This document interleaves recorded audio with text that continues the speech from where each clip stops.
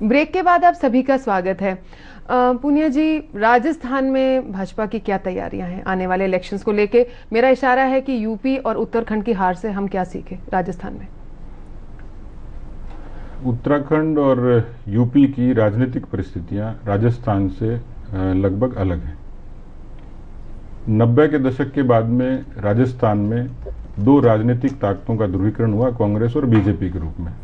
उससे पहले जनता दल का थोड़ा वजूद था और उससे पहले लगातार कांग्रेस का एक छत्र राज यहाँ रहा है। लेकिन उस राज के मुकाबले कांग्रेस के विरोधी विचार इकट्ठे हुए और उसमें जनसंघ की बहुत बड़ी भूमिका रही और भैरों सिंह शेखावत जी के नेतृत्व में जनसंघ ने लगातार प्रगति करी और बीजेपी के रूप में यहाँ एक सशक्त विकल्प राजस्थान के लोगों को मिला। उस विकल्प ने राजस्थान में सुशासन और विकास की दृष्टि से लोगों के बीच में एक उम्मीद जगाई।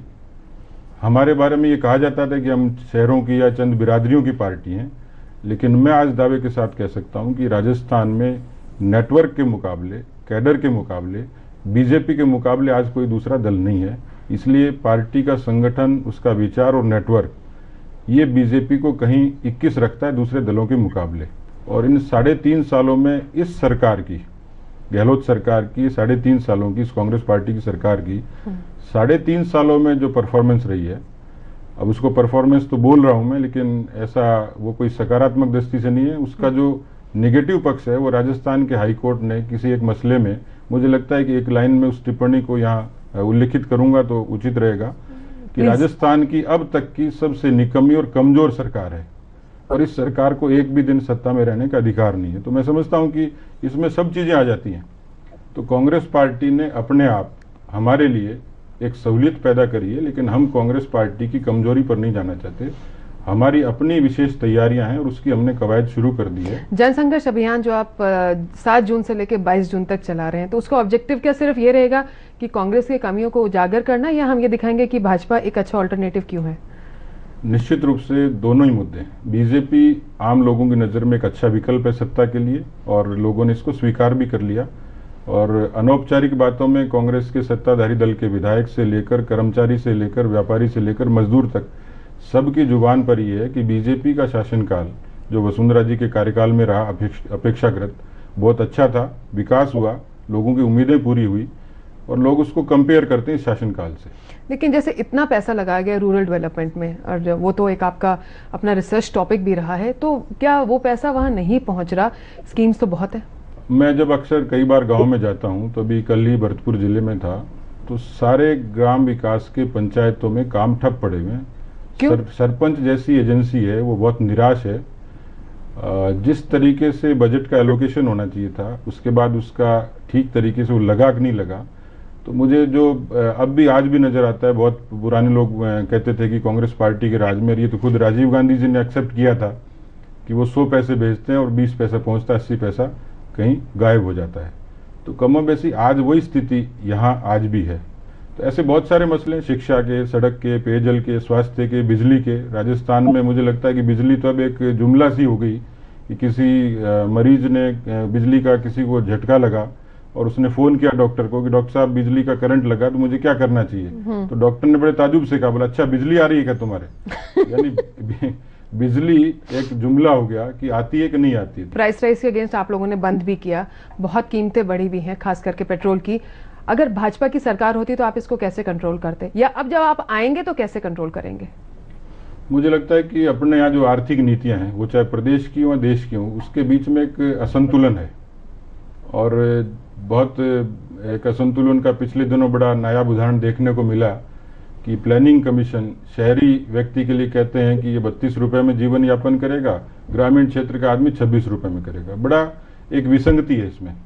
अभी एक मुद्दा पिछले दिनों चल रहा है, मैं देख रहा था मोन्टेक सिंह अहलूवालिया उसकी सफाई दे रहे थे कि प्लानिंग कमीशन के टॉयलेट्स के रिनोवेशन के लिए 35 लाख रुपए खर्च किए गए। तो मुझे लगता है मानसिक विसंगति एक किस्म की सामने को दिखनी पड़ती है। किसी भी प्रदेश की वहाँ के भौगोलिक आधार पर, उनके सामाजिक आधार पर, उनके संसाधनों के आधार पर उसका ठीक प्रकार से वितरण और उन रिसोर्सेज को लोगों के लिए ठीक तरीके से प्लानिंग किया जाना।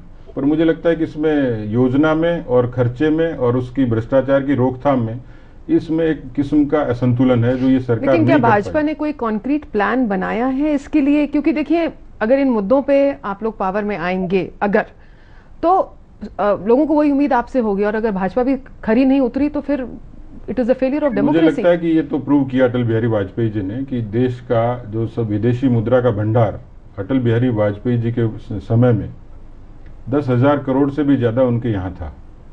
रुपए का अवमूल्यन जिस तरीके से हुआ है, रुपए की और आदमी की दोनों की कीमत इस सरकार में गिरी है। इसलिए स्वाभाविक रूप से जो हमारे उस समय की जो विदेश नीतियां, जो अर्थनीतियां थी, उन्होंने एक संतुलन रखा इस आर्थिक संसाधनों के आधार पर भी और देश की नीतियां कैसे चलें उसके आधार पर भी। लेकिन वर्ल्ड वाइड रिसेशन को भी आप अंडर कंसिडरेशन ले रहे हैं, क्योंकि देखिए आजकल कोई भी देश अछूता नहीं है। मुझे लगता है कि जिस समय वाजपेयी जी की सरकार थी उस समय पूरी दुनिया में मंदी थी, लेकिन हिंदुस्तान की जो एक बहुत बड़ी आर्थिक संसाधन जो है उसका मानव संसाधन है, एक बहुत बड़ी ताकत है। इसके अलावा उस मंदी का दुनिया में, यूरोप में, अमेरिका में सब जगह असर हुआ, बड़ी खलबली मची। मल्टीनेशनल्स हिंदुस्तान में बंद हो रही थी, लेकिन हिंदुस्तान की कंपनियां विदेशों में फल फूल रही थी। ये इस देश की जो उस समय की मौजूदा सरकार थी या उस समय के मौजूदा जो अर्थशास्त्री थे, पर यहाँ तो बड़ी विचित्र सी बात है कि देश का प्रधानमंत्री अर्थशास्त्री है और उसको कई बार लोग कहते हैं कि मनमोहन सिंह जी 2 और 2 कितने होते हैं, तो वो कहते हैं वैसे तो 4 होते हैं, लेकिन सोनिया जी से पूछने में क्या हर्ज है।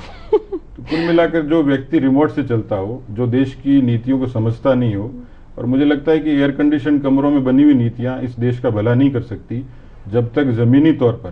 लेकिन जिस तरीके मुझे आप एक बात बताइए कि क्या भाजपा को ऑपोजिशन के इसमें कोई रोल नहीं है? एज अ रिस्पॉन्सिबल ऑपोजिशन आप कहीं ये बातें नहीं उठाते? नहीं, मुझे लगता है कि जैसे आपने जिक्र किया बंद एक इस किस्म की प्रतिक्रिया थी, बीजेपी ने उसको लीड किया, हमारे पूरे वर्कर्स ने लगे, और उस मुद्दे पर एक लोक जागरण की जरूरत थी जो हमने करी जी। संसद और विधानसभा में जिस किस्म से हमारे प्रतिपक्ष के नेताओं ने जो परफॉर्मेंस रही, मुझे अभी कल ही भरतपुर के किसान बता रहे थे कि यदि सुषमा स्वराज पार्लियामेंट में गेहूं की खरीद पर वहां हल्ला नहीं करती और मजबूती से पक्ष नहीं रखती, तो राजस्थान के किसानों का, गंगानगर के और भरतपुर के किसानों ने बताया कि यहाँ के गेहूं की खरीद बिल्कुल नहीं होती, सरकार की मंशा नहीं थी, उनको बारदाना नहीं मिला, उनकी पेमेंट की सुविधाएं नहीं थी। वो किसानों का आज भी फिर आए, कोटा में बारिश हुई तो लाखों टन गेहूं बर्बाद हो गया किसानों का। तो विपक्ष के नाते जिस मुद्दों पर मजबूती के साथ बीजेपी ने लीड किया है, मुझे लगता है कि मैं उससे संतोष व्यक्त कर सकता हूं। जनता की एक अच्छी प्रतिक्रिया देखने को मिली इस बंद के समर्थन के बाद में। पार्टी ने इसको आगे बढ़ाया जनसंघर्ष अभियान के रूप में, 7 से 22 जून तक चलेगा, और ये जून का महीना ऐसा है जो देश को याद दिलाता है, मुझे लगता है नई पीढ़ी को तो नहीं, लेकिन जो मिडिल एज के लोग हैं उनको आपातकाल के उन दिनों की याद दिलाता है। और वो अवसर है कि 22 जून को देश में आपातकाल लागू हुआ था और 22 जून को पार्टी फिर से जेल भरो आंदोलन शुरू करने जा रही है। इंदिरा गांधी तो आपकी हीरो हैं, आपकी आइडल हैं?